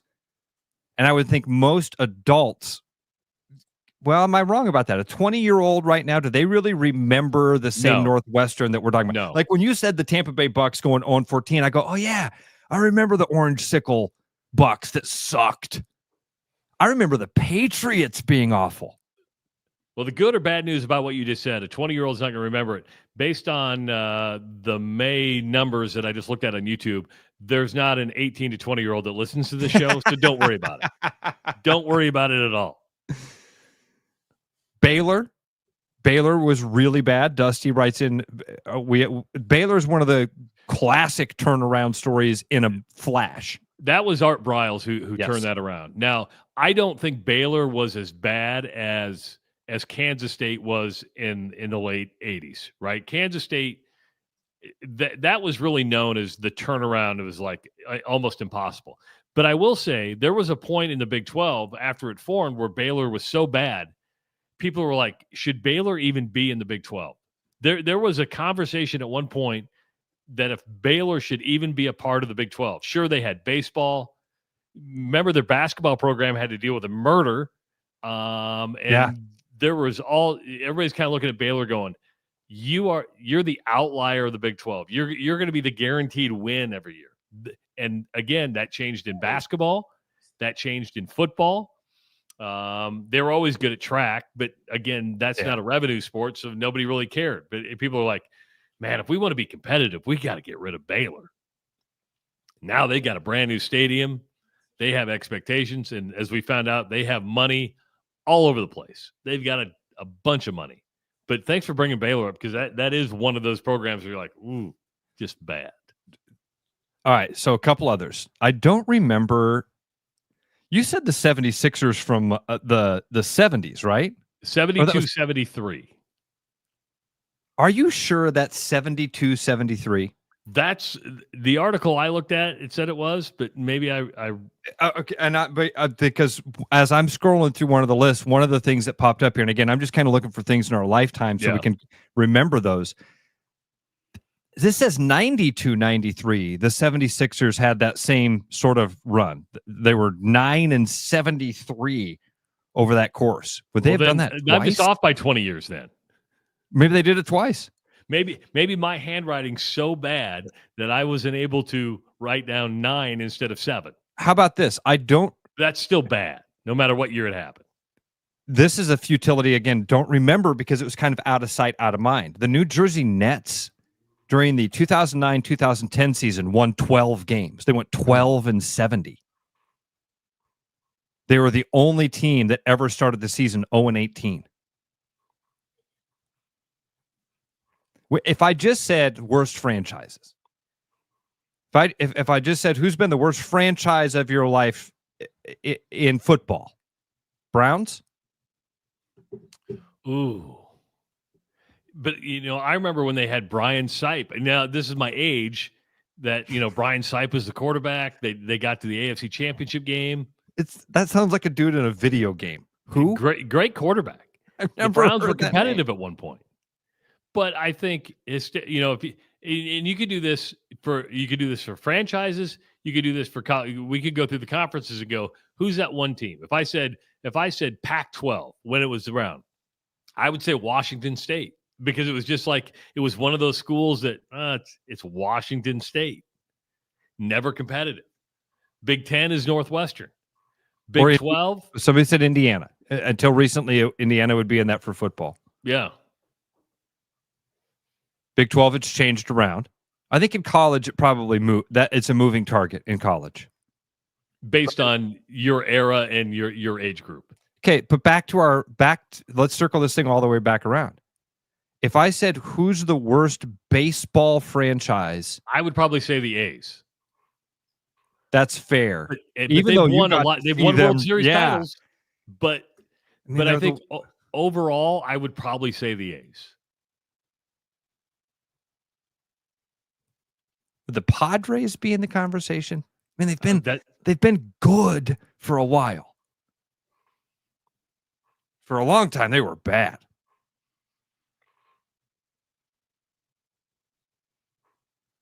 That's I think the A's. If you're really going to break it down, JT has some good answers there. The White Sox, the Rockies, Mariners have had some really awful seasons, but also remember those early 2000s with Ichiro and Edgar Martinez and Randy Johnson. They're like they're winning 100 games. Yeah. What about basketball? Clippers? Oh, Clippers! It's not even close in the NBA. Okay. I think it's the Clippers hands down. Okay, then who would be second? If it's because Clippers was the first one that popped in my brain too. What would the second? The Nets. That's a good one, Trav. Look at you. Good job. Yeah, I'd say the Nets on that too. For a portion of my life, up until Steph Curry, it would have been Golden State. When you first said there was a team that went 9-73 in the early 70s, and I said, man, that could be any that stretch of time. That's before I was up, but the first thing I would have guessed would have been Golden State. Terry says the Pirates, and I'm like, I grew up with the Pirates winning the World Series. With Willie Stargell, Dave Parker, Kent Tekulve, that whole bunch. But to me, the Pirates were always an elite organization. But they've had quite a run of futility. They have, but that's a generational thing. NFL. Browns and Lions. See, and that's I somehow I don't know why I romanticize the Lions. I've got some really good friends that are Lions fans, and so maybe that's part of it. But like, I forgot that they didn't win a game in 2008. I know that the Lions have had a long run of futility. I know that, but for some reason, until you say it, JT might be right because of Barry Sanders. Because when I think Lions, I see a dude juking everybody. Huh.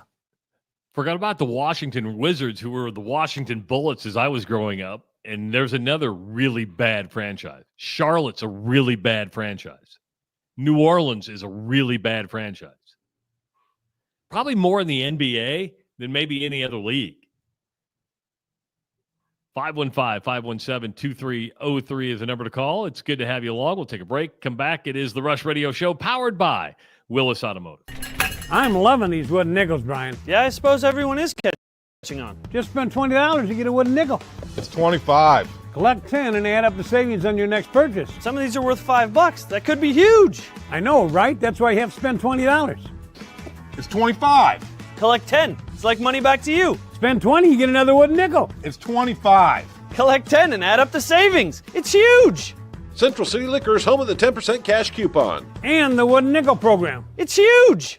Hi everyone and welcome to May. It's finally starting to feel like spring. I'm John Lanera, sales manager here at Willis Lexus, and this month we've got some great specials. We have interest rates as low as 3.79 on select models, and if you prefer to lease, we have $1,000 of lease cash on RX, $2,000 on ES and ES Hybrid, and $2,500 on NX Gas. And don't forget this month we've got the Principal Charity Classic coming on, so expect to see you guys out there. I invite you to stop out and take a look, or visit us online at willislexus.com.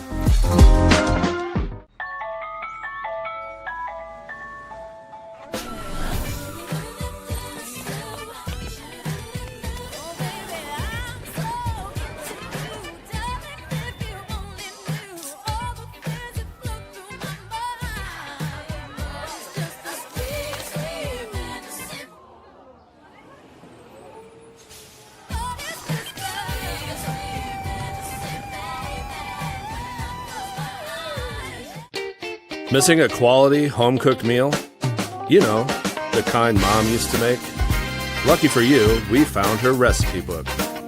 Welcome to the High Life. Welcome to the Champagne of Bars. Looking for the perfect golf escape? Experience links-style golf right here in Ames at Coldwater Golf Links. With rolling fairways, large greens, and unique routing, it's golf the way it's meant to be played. Whether you're a seasoned pro or just starting out, you'll love our course's welcoming atmosphere and friendly staff. Grab your clubs, book a tee time, and make every round unforgettable. Coldwater Golf Links, where great golf leads to great memories. Visit coldwatergolf.com to book your round today. Summer's on its way, and that means road trips, travel, and summer activity. Is your car ready? Come in now and get your maintenance done, like air conditioning, alignment, and fluid services to make sure your Land Rover is ready for everything the summer can throw at it. Schedule service online at LandRoverDesMoines.com or give us a call today. Back to the rush. Strong opinions, weak filters, and just enough sense to stay on the air. It's the Rush Radio Show, powered by Willis Automotive.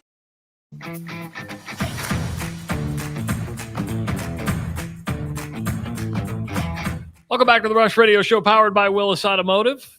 I'm Travis Justice, he's Ross Peterson. 515-517-2303. Let's go to the phones. It's where Booker is. Booker, welcome to the Rush Radio Show, powered by Willis Automotive. What's going on? Hey, what's up, guys? Love your show. Thanks, brother. Thanks, Booker. Calling you from Stanton, Nebraska. On my way to Norfolk, Travis. Wow.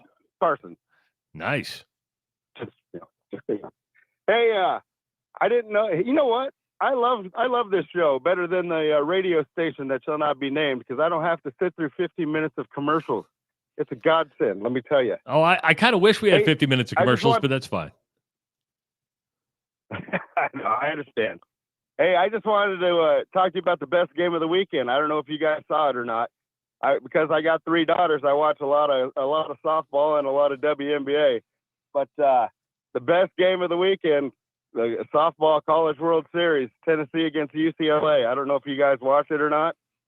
No. UCLA, top of the 7th by 2 runs. They got 2 outs. They're down to their last batter. Hits a home run.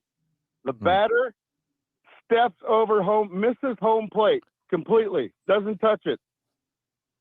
She gets a couple about 5 feet away from home plate, and one of the other players grabs her by the arm and yanks her by the back of the jersey, and yanks her back towards the plate and tells her, "Hey, you missed the plate. You need to touch it." All right. You think you think now the game is tied? Well, hold on a minute. They go to review the play because Tennessee said, "Wait a minute. There's a rule.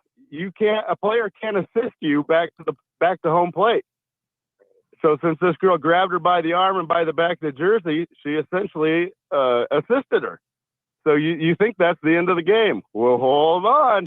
We watched the replay, and sure enough, she didn't touch the plate, and sure enough, she was assisted back to home plate, but she's not out. And the reason she's not out is because there's a rule in the rule book that you can only review her stepping over the plate. The player assisting her back to home plate, that's non-reviewable. Game tied. Oh. It was unbelievable. The whole crowd went nuts. It was unbelievable. It was went to extra innings. Tennessee ended up winning. It was a great game. In case anybody, if you guys want to watch good ball, the College World Series of softball, I'm telling you, man, I tell you what, they're playing their balls off. CBS Sports just invested a lot of money into a women's professional softball league, and you're going to see more high-end softball coming up on a cable channel near you. And I've even talked about this with Kyle Peterson. College softball gets better ratings than college baseball. And that wasn't the only exciting finish. I think Oklahoma had a walk-off home run earlier in the series to where it won. But I didn't see that yesterday. And that's where you start going, if you're going to have review, why do you have to determine what's reviewable, right? Shouldn't everything be reviewable? What do you think, Ross? Go ahead, Booker. Oh, he hung up. Okay. All right. So, I'm with, dude. All things should be reviewable, but again, that gets a little bit hairy. We're not to that point yet where we have the technology. We see things instantly. We've got this slow motion instant replay available to us instantly. So we've got it all there to be able to review everything and do it quickly. The problem is that we have these processes in place that slow things down, that make it so that even logic says, don't review everything. Your games will take 4 hours. And that, as Flag is saying, that's one of the beauties of softball. It is really exciting to watch for a couple reasons. It's fast-paced, and a game takes about an hour. A full game can take about an hour, and it's quick, and there's constantly stuff happening. There's a lot of things about softball that I wouldn't want baseball to do. You know, the chanting and there's a lot of stuff with softball that it's not for me, and I won't. The professional league I'm not going to turn on professional softball. I'm with you. I'll watch the WNBA only because of Caitlin Clark. I'm not watching professional women's basketball outside of Caitlin Clark. Would I watch professional volleyball? Beach, but not. I mean, I love college volleyball. I mean, there's something about the college game. You move to the pro game, like the Olympics and stuff. I'm not really that interested in it. And because I think it goes back to what you said. It's the colors. You support the colors, not necessarily the game itself, but you're like more into it for the team that is playing. Yeah. Did you see speaking of the College Softball World Series, did you see the Oregon pitcher whose pitch hit the clod of dirt that had flown off her own shoe? Travis, you have got to look this thing up, dude. I wish we had the video of it to play for people so they could see it. It is one of the most fascinating pieces of camera work I've ever seen. So the first thing, if you're watching the game, of course, the camera shot is from center field, and pitcher throws a normal pitch, and what you see is the catcher, as she catches the ball, it looks like something hits her in the eye or something. Catcher receives the ball, but at the same time flinches, goes down, grabbing at her eye. The announcer's like, well, that's really odd. What happened? Well, you didn't see it. Watching it live, you had no idea what happened. When they slow down the instant replay, again, how amazing the camera work is on this, Travis. So as the softball pitcher, you know, she's winding up, her left foot is back, and then as a softball pitcher goes, she kicks that left foot forward to pick up the momentum, right? Kicks the left foot forward, pushes off with the right foot, and then releases the ball. When she kicks off with the left foot, a clod of dirt flies out in front of the mound. As she throws the ball, it strikes the clod of dirt, explodes the clod of dirt, and tiny pieces of that clod of dirt fly into the catcher's eye. Ooh. It is, dude, it is, like Mike just said, it's on par with that Randy Johnson bird thing. It is amazing to see how this thing is captured. And the velocity of the dirt, right? Oh, dude, it's cool. it's a really, really, really cool video of shot from all the angles. I mean, they've got one from behind the catcher that shows exactly what she experienced there. It's a neat thing. You know, one thing television doesn't do with softball is really give you a perspective of how fast the ball is going. Did you see the highlight of Cooper DeJean going against the high school girls softball pitcher at a celebrity softball game? I saw a headline that said he got struck out by a high schooler. Yeah, well, you could put everybody at Principal Park who was there, and it was packed, and nobody would have touched it. I mean, it was just a phone video, and you're like, oh my God, she's throwing gas. She's throwing gas. And when you see Cooper DeJean and Cooper DeJean's a pretty good athlete. Pretty good. Oh, you think? Is he okay? Yeah, he good? I'm paying attention. Is he? And what I mean by that is well-rounded athlete. I mean, you have some guys who play football that if you put a baseball bat in their hand, they wouldn't know what the hell they're doing. But because Cooper went to a nice small school, you tend to play every single sport, and you can tell he's been at the plate a time or two. He didn't come close. I think it was a girl from Waukee, I think it was, and she was throwing gas, and it was whoosh, whoosh, whoosh. And you're like, oh, I would not even want to try. Would not even want to try. Just let me lay down the bunt. George Wares, we used to have the central softball coach on with us quite a bit, and he would ask Chris and I, hey, you guys want to come down? Take batting practice off my pitchers. I'll let you hit off my fourth best pitcher, and you won't touch her. She will. She can make the ball miss your bat in 4 directions. You pick. It's a totally different thing, man. Yeah, and don't get me wrong. If we spent day after day in a cage and hit, you would eventually get around to where you could hit. I mean, if you had some, but if you're just walking in blind, never faced it before, you're not touching it. You're just not touching it. A couple people giving us some more information. She's the pitcher for Waukee Northwest. And a 9th grader to boot? I don't know about that. Tyler is asking if she's a 9th grader. And I think Rev Ray brings it all home for us, though. He can dunk. Go ahead, strike him out. He can dunk on you. Can you dunk on him? You got a pick 6 in the Super Bowl, do you? Who's this girl think she is? Striking out Cooper, did she? You're like, you didn't follow this. Was the script to strike him out, or was the script to let Cooper DeJean get a hit? In very real talk, though, isn't that an amazing thing for this girl to have? Oh, yeah. On her career resume highlight reel, like that's a fun one of hey, we're gonna go around the room and get to know everybody. Say something fun about you. And, you know, people are like, oh, my favorite place to visit is Cancun. I struck out Cooper DeJean in a celebrity softball game. I once struck out Cooper DeJean on 3 pitches. Because I'm that good. Yeah. Who wants some? Hell, there's probably every college softball team in the country now going, we better recruit her.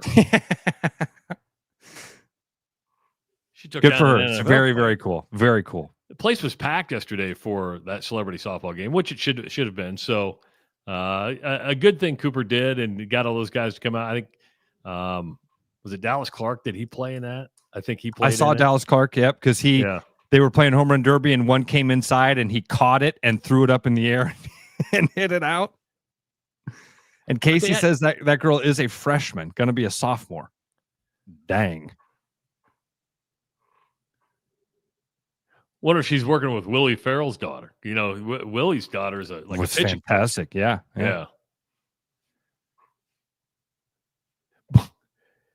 I forgot, you know, in high school softball, they said she had a phenomenal last year as an 8th grader. Oh yeah. You know, as you head into that freshman year, you're like, oh, you're eligible. Yeah. You can play that high school ball. Trav, do we have time for some rabbit holes? Do you have anything else that you wanted to get through here today? You got some other stuff? Well, we could talk tennis. We could talk Principal Charity Classic as Miguel Jimenez won in a playoff yesterday at Wakanda. Seemed like people had a great time down there. I saw a lot of people posting about that. Weather was fantastic for it. Kirk Triplett did finish, I think, tied for 45th. He was 5 under. But no, we got time for rabbit holes. Okay. You don't want to talk tennis? Well, there are 2 American males in the semifinals. Couldn't name either one of them. One of them named Jeff? No. Okay. But the reason that's significant, and it's the quarterfinals, not the semifinals, it's the first time an American male has been in the quarterfinals at Roland Garros since 2003 when Andre Agassi made it. I mean, so think about that. 2003 is the last time an American male has been in the quarterfinals, and there's 2 this year. Okay, I'm not going to bore people with tennis. I could talk tennis, but we won't. If I said the cheese rolling championships, would you know what I'm talking about? Oh yeah. Absolutely would know what the big old rolls of Parmesan. They roll the giant wheel of cheese down the hill, and people race after it with a little stick, right? Are they? Don't they push it with a stick too? Don't they try to run after it? You can do what you can use. You can use. I wouldn't recommend using a stick. I don't think that they tell people to do that because you could really hurt yourself if you were using something to get down the hill. People throw themselves down this hill in order to win this, and you don't even have to. It's not the first person to get to the cheese. That's one of the misnomers. People think that it's a race to like go get the cheese. It's not. It's literally the cheese is almost like the rabbit at the dog track. They release that to say, go. Try to chase that thing down the hill. First one to get to the finish line wins. First guy down the hill wins. And the first person down the hill is the person that totally throws reckless abandon at the hill. The fastest 100 meters ever recorded is not Usain Bolt. It's he had downhill inertia, right? I mean, it's some jackass throwing himself off the side of a mountain and going free fall speed down the hill as he cartwheeled. So yeah, you these know what guys. He is in his village. A hero. He's a hero. Here's the bad news: is now the expectation is you got to go do it again next year. So. That's what you just say. I'm retired. I had the fastest. So it's not for the cheese to get to the end of the 100 yards. It is just like the rabbit going down the dog track. It's not the first person to go get the cheese. It is the first person to get to the bottom of the hill. There's a documentary on Netflix. There's a docuseries called We Are the Champions.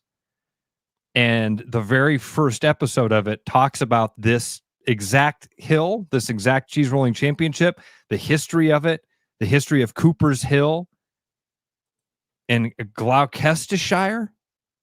I'm probably butchering that. Never heard of it. Travis, when I was at your mom's funeral, we got in the car to go to the burial, and we hopped in with Anjanette's brother. And Anjanette's brother and I have some, well, we have some things in common with him. He does like events and stuff, and from time to time deals with different athletes. And some of them are friends with Pat Miletich. And I was getting into the MMA stuff. He's friends with Pat Miletich. He's had events where he brings to town UFC guys. So when we get together, we usually chat about UFC stuff. And he mentioned this name to me a couple weeks ago. He's like, yeah, man. He's like, you heard anything about BJ Penn lately? I'm like, oh, I haven't heard that name in a while. That guy was like, he was a Hall of Fame UFC guy. He was one of the OGs, man. This guy was a dog in the UFC for a long time. BJ Penn has had some really, really, really rough runs, dude.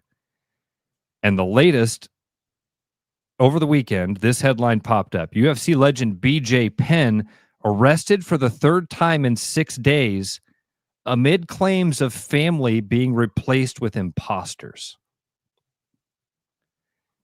This guy is obviously dealing with a break from reality and having a serious mental. He's been having some stuff for a long time. Would that be the CTE starting to set in? It's gotta be, dude. I mean, if this isn't an example of that walking CTE, Dusty just wrote that CTE is sad. If this has to be an example of that. Nobody could say that BJ Penn hasn't always been a little off. I mean, this is a dude. I think anybody who gets into that ring is a little off. This is a dude that one of his famous clips, Travis, is at the end of a fight. He's got blood on his gloves. He's got his opponent's blood on his gloves, and he licks the blood off his gloves. He's wired different. Always has been. But this is sad. He's at that point. He thinks that aliens have taken over the bodies of his family. That's not safe to be with the family. No, it's not safe. And again, this is a dude that could kill people. He's got the skills and the strength and is disconnected enough. So that anyway, that was just a sad. I saw that this week and I was like, oh man. Well, did you see the story about Zion Williamson? No, what's going on with Zion? Accused of rape, sexual, physical, and mental abuse over a number of years. Lady lives in California. Now, he's saying it's false. It was a consensual relationship, but he's being accused of some horrific stuff. And with Zion Williamson, God, he's so good when he plays, but he's injured all the time. And here's what I don't like about this stuff is that it doesn't matter now. Once you're accused, it's sad. You're guilty in a lot. I'm not saying he's guilty. I'm not saying he's innocent. But now you will always have that cloud over you. It doesn't matter. If you settle, you settled, and you did it for a reason. But once that, it's kind of like Deshaun Watson. You kind of look at Deshaun and go, okay, you may have settled. You may not have to do any jail time, but kind of know you like the massage therapist. They're the innocent till proven guilty is very important here, and we've seen these allegations be completely false before, and so it's important not to convict a guy of it, like you were saying. But Trevor Bauer has been convicted and found innocent. I think that's what you are saying here. Is it's really hard for society to do that, to unring a bell. Dude, it's that old thing of, so Senator, when did you stop beating your wife? I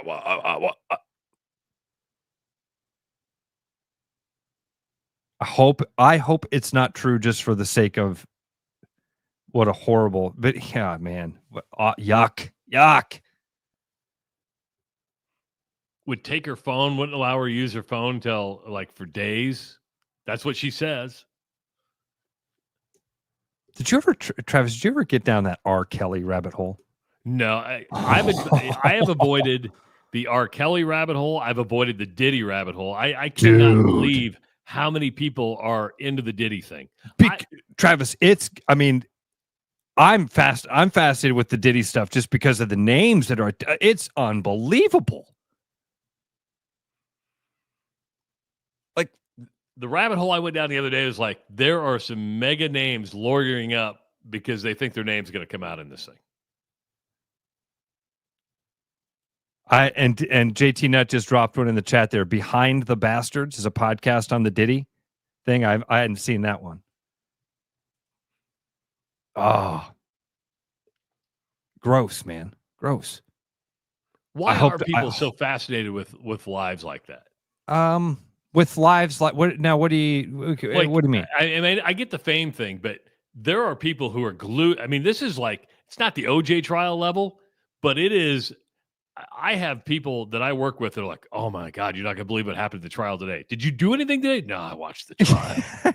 Okay, I watched the trial. I don't think it's the fame thing, Travis, as much as we get fascinated by any of these court cases that are sensational. Casey Anthony wasn't famous. We all followed that. True. Thing. The one dude, his last name was Peterson. I can't think of what his name of that guy. He was a jerk. Oh, the guy, Lacey Peterson. Yeah. I think there's been a couple of Petersons that have killed their wives. What's up with the name Peterson? I think the thing that fascinates me with R. Kelly, and R. Kelly, you knew about it for a long time. Everybody knew that he was doing this stuff. And you're like, how do you get away with it for so long? And Diddy the same way. I mean, Diddy's like a 20-year, 30-year. It's incredible. And you gain so much power that you're able to pay people off not to say a thing. I mean, how long till Justin Bieber comes up in this thing?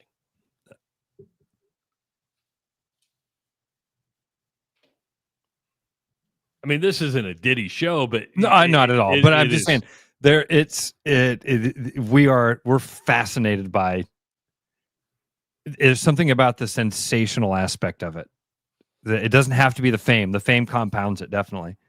Zion, man, that what I thought you were going to say, Trav, is if this does turn out to be, this guy goes down as one of the great what ifs of all time. When he was out there, his numbers are unreal. As a very young player, he was dominant when he was on the court, but he couldn't stay healthy, couldn't stay thin. And now, if this is the case, can't stay out of trouble. And it turns into one of those stories of, man, that was a special talent. Dude was built like a tank and could jump like a trampoline. That doesn't happen. How do you get both of those things? So I hope it's not true for all. I mean, even like I say that, and then my brain goes, I hope it's not true, but then that means I'm hoping that somebody is making this up. What's wrong with us? Dude, did you see the death threats for, speaking of what's wrong with us, Lance McCullers, pitcher for the Astros, has had multiple death threats, including death threats on his 5-year-old daughter. I saw this. This is like last week. Yeah, so now he has to have 24-hour security because he hasn't been able to get guys out. He hasn't been able to get professional hitters who are trying to get on base. He hasn't been able to get them out at a good enough pace for jackasses to be satisfied. So they're threatening his 5-year-old daughter.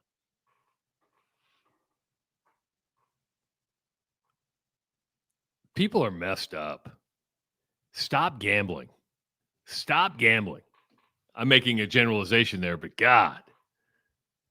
Hey, did you see the article? Speaking of gambling, and I'm sorry to just rabbit hole the crap out of you. Let's save this for tomorrow. Okay. I want to save that for tomorrow because that's an interesting interesting story. We talked last week. We touched on this story of these dudes in New Jersey that were filing a class action lawsuit against gambling sites, saying, "Hey, you guys they're basically being predatory.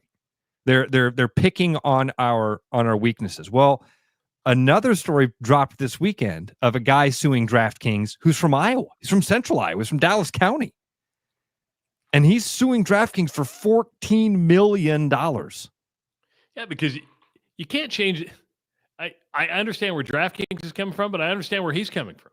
All right. We're going to talk about this tomorrow? Yeah, we're going to talk about this tomorrow. Okay, because you should go on a manhunt. Try to find this guy.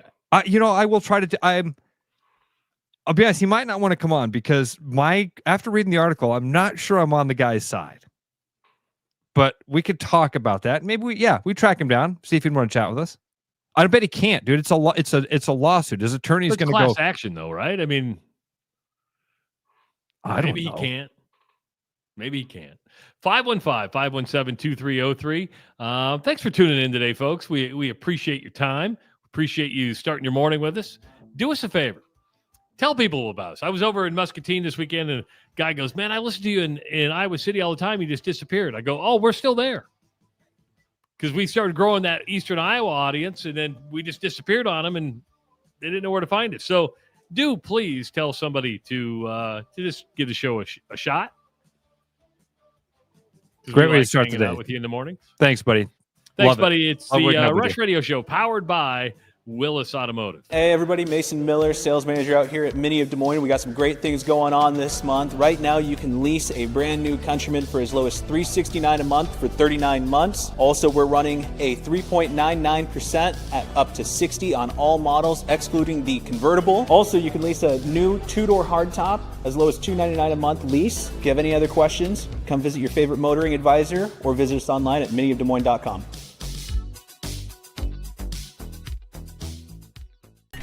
I'm loving these wooden nickels, Brian. Yeah, I suppose everyone is catching on. Just spend $20 to get a wooden nickel.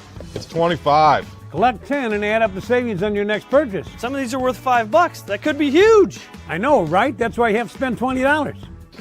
It's 25. Collect 10. It's like money back to you. Spend 20, you get another wooden nickel. It's 25. Collect 10 and add up the savings. It's huge. Central City Liquors, home of the 10% cash coupon. And the wooden nickel program. It's huge. With over 260 beers on tap, El Bait Shop isn't just another craft beer bar. It's the best. Beer lovers know. El Bait Shop, 200 Southwest 2nd, Des Moines. There's a new spin on casual dining near Drake University. Lucky Horse Beer and Burgers. Craveable faves, flatbreads, delicious burgers, frozen cocktails, and a crazy cool vibe. Get to Lucky Horse Beer and Burgers today.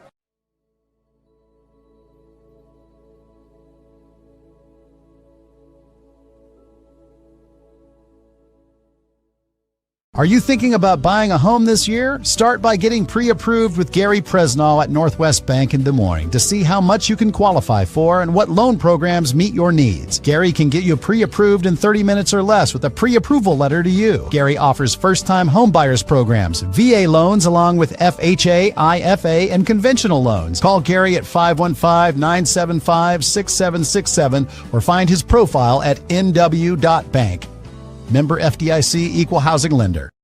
Spring is here. It's pothole season. Potholes can wreak havoc on your suspension and alignment. If you come into Willis Chevrolet during the month of May and mention this video, we'll check your alignment for free and give you $30 off if you need one. Give us a call or schedule online today at willischevy.com. Bread is made from scratch, freshly baked with locally sourced ingredients and love. At Big Sky Bakery, we take great pride in our delicious products. We know you'll enjoy them almost as much as we enjoy baking them. Find us at the downtown Des Moines Farmers Market every Saturday. Back to the rush. Strong opinions, weak filters, and just enough sense to stay on the air. It's the Rush Radio Show, powered by Willis Automotive.